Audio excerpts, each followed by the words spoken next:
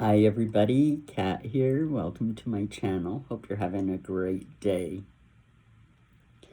Well, it is the 15th of February, and I tell you, since the beginning of the year, Harry and Meghan have been very busy, haven't they? What with coffee ads and awards given and received, a movie premiere, at least one tropical holiday, lawsuits won and lost, a whirlwind visit to an ailing king, all for 15 minutes. And now a shiny new website with their accomplishments just crowing about them, and a podcast deal coming up with Lemonada, an almost unheard of small startup. Nothing to compare it to Spotify that she lost, nothing to crow about indeed, And now they've popped up in Whistler, BC, British Columbia, Canada, a year out to promote the Invictus Games. Upon arrival, of course, to one event there was some cheering. You could also hear some booing. All kinds of photographs taken. Of course, they've got their own photographers with them, Backgrid, I believe. It's just another photo op.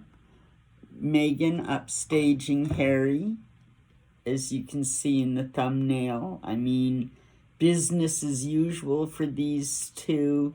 They're just, in my opinion, whether it be Archewell, which isn't even mentioned on the website because, they want to distance themselves from all that controversy and just crow about the good things, right?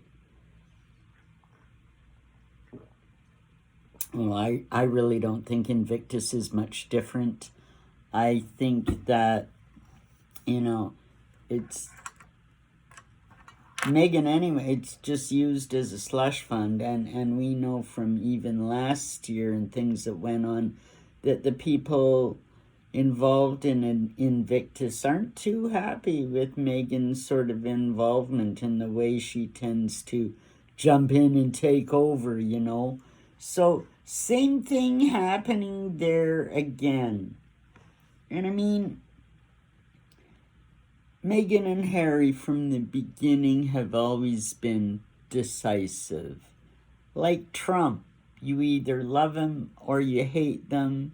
You're either for or against Meghan and Harry. You either believe everything they say or you believe nothing they say or do. And, they thrive on that. Meghan's, of course, of the opinion that, her strategy this year seems to, right out of the gate, seems to be any and all publicity, everything, whether it be a parking lot or a mountain, or whatever the circumstances may be, let's take advantage of this and get ourselves out there. And that's exactly what they're doing. Harry's whirlwind visit to his father, ailing father, and people are saying, oh, damned if he does, damned if he doesn't. If he didn't go out, people would criticize him. If he did go out, people, they criticized him, 15 minutes with the king, and we don't know what happened during that meeting. Did the king say, look, man, I have no time for you? Or, was it a warm meeting, but things are scheduled the way royals schedule things, and that's all that could be done. And with Harry having to be in Las Vegas in like 48 hours, he couldn't stick around. Was it just a case of they were too busy and Harry should have made an appointment or come at another time when he would have had more time to stay? All of that is really irrelevant. Did Harry like they did with the Queen, you know, get his father in a vulnerable position and start pushing at him, you know, 15 minutes of pushing at him for Dad. I need money, I need support, I need this and that, and especially if you're sick and dying, I need protection against William, and you gotta do something. And maybe the king got really pissed off and upset and threw him out. We don't know what happened. We know the motivation was purely just to get a photograph in, just to, as the news of the king, big news worldwide, well, Harry had to insert himself into that story to get press alongside it on the coattails of the king. This is why he did it. And he could only stay for that period of time, and he knew it because he had an engagement in Las Vegas at the Trophy Awards dinner that he had to show up and give an award. That was a rent-a-royal performance. He was paid to show up, and of course, no doubt the private plane to get him there and from was paid for. I don't have proof, I'm just assuming. But knowing their behavior and what they do and how they tend to, you know, they don't do anything unless everybody pays for it. They don't pay for anything, and we know this about them. You know, so she's got a new deal with Lemonada, a women's only feminist startup. I think they've got 50 podcasts or something like that. Only a couple of names that you may have heard of: Samantha Bee, Julia Louise-Dreyfus. Oh, shoot. Hang on, sorry about that. Good grief. You know, there's nobody, you know, very small little outfit, and hey, good for them if you can make a go of it. Good stuff. Nothing wrong with supporting, you know, a women's only small startup, whatever. That's just fine and noble and all of those things. But, you know, Meghan's gonna go in there and because she's gonna be the biggest name, you know, she's a duchess. She's a nobody, but she's a duchess. So, you know, she's gonna go in there and just kind of push her weight around.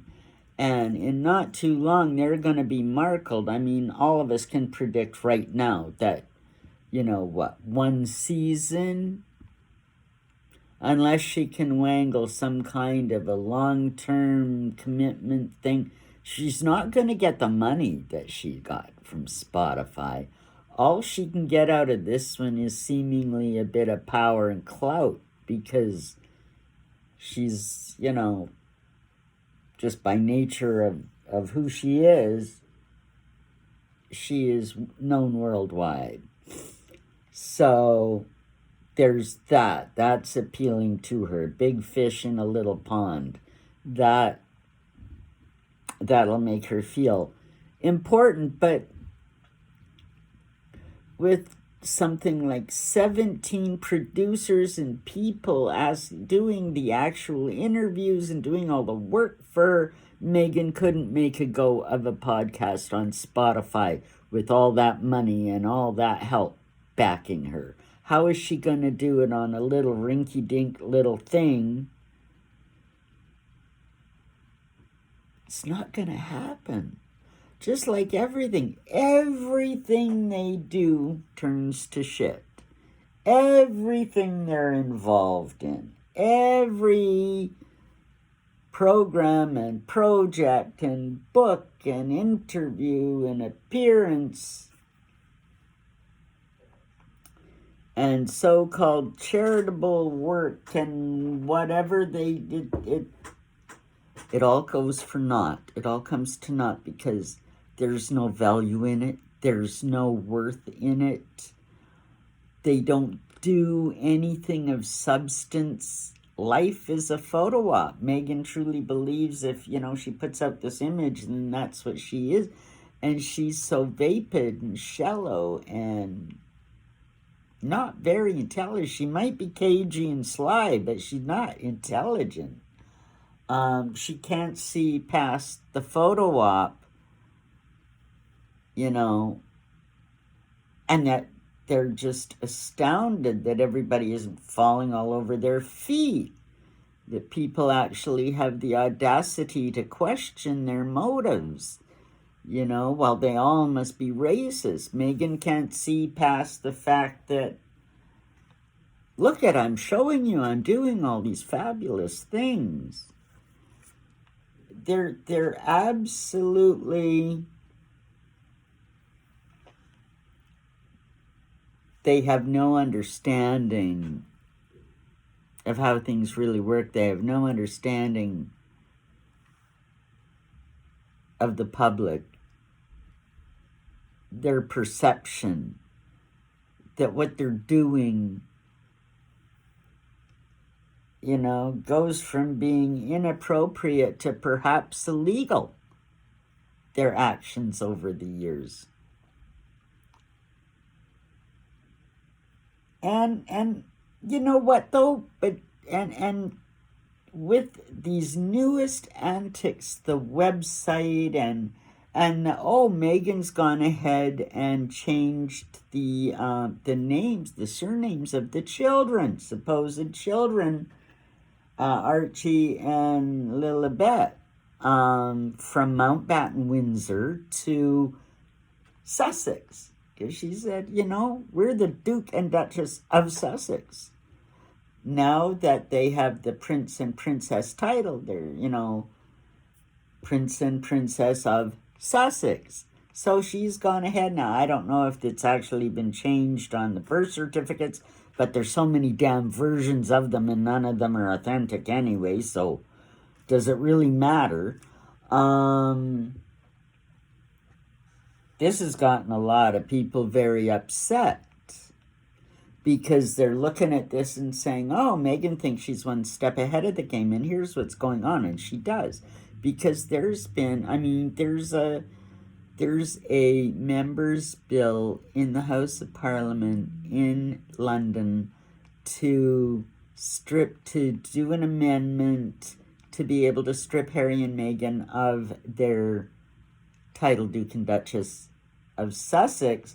It is awaiting a second reading, and then it's got to go through the upper house, the House of Lords, and then back to the Senate, or it's a whole process nowhere near completion. But the fact that, and recently on a couple of news programs within the last 24 hours, people are calling for the removal of their titles. Like, man, they've just gone too far. The king is sick, Harry's pulling these stunts, this, that, Invictus, now the website, and it, links, you press a button, it links back to the old one, which they were told they couldn't use, and betraying the queen, and it's a whole thing. Everything you say about them, you just go round and round in circles, saying all the horrible things they've done, and why hasn't the palace done anything about it? Well, here's the thing. And I know we've criticized on enough. The palace is always, the queen always kind of had an attitude of, just ignore it. Just ignore it. Maybe it'll go away. Just keep steady. No need to get too upset, visibly upset about anything. Don't show your hand. Don't show you're upset. They don't show an angry dog you're scared of it, kind of a thing, because they know this is not their first rodeo. They had to deal with Diana and her antics and all the crazy shit that she was doing. But in the end, they knew that Diana, with her influence as being the mother of a future king, and in William, and having the worldwide love and the worldwide clout she had, that Meghan only, this is what Meghan wants, and she'll never achieve it. And the palace knows this too. With Diana, they actually had a threat. They were worried about what she was going to say or do because it had an impact worldwide. Meghan and Harry can go here, there, and everywhere and say what they want, do what they want, but it doesn't mean anything in the big scheme of things. Nobody takes them seriously. Everybody knows they're already irrelevant. Nobody respects them in, whether it's politics, entertainment, celebrity culture. They're not respected by anybody. Diana was like a threat all around. She had the public. She had politicians. She had, huge charities. She was the mother of a future king and had that kind of an influence. I mean, she was a force to be reckoned with. Meghan Markle, they're just like, oh, well, give her enough rope, she'll hang herself. We've seen it. Everything they've done has failed. Every endeavor has, just fallen apart. They've proven they have no talent. They have no work ethic. They have no understanding of how to actually do something, how to make it there, because their motivation isn't to help. Their motivation is strictly their own self-promotion and making bagloads of money. That's it. To Meghan, that's success. And Harry's just brought along on her coattails, and he's I think he's starting to buy into, well, this is my life, and, Rent-A-Royal. And it's really funny if you go back and you watch my videos on Wallace and Edward, and the ones titled, The Time Loop, talking about what actually happened with Wallace and Edward and how it is mirrored in the lives of Harry and Meghan right now. And the timeline is holding true. We're getting to the point where they're becoming, they're a laughing stock. They're already a parody of themselves. Family Guy, South Park, to name a couple, let alone what the Brits did themselves on Spitting Image. They're a parody of themselves. They're an embarrassment to the world. And they just merrily go along and do their thing. And, as long as there's a camera, Meghan will smile. And this is it. The palace knows. The palace knows the outcome. They're just going to evolve into lower status rent-a-royals. That's going to be it. They're not a threat to anything. The House of Sussex is not going to take America by storm with this new rebranding of a website. It's not going to happen. It's just, throwing money at another project, which they do to try to remain relevant. That's all they can do now. They're treading water in a tidal storm. They're treading water in a tidal wave.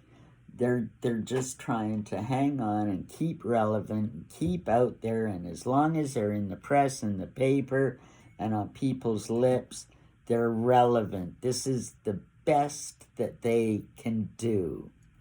They went from highly regarded senior royals to,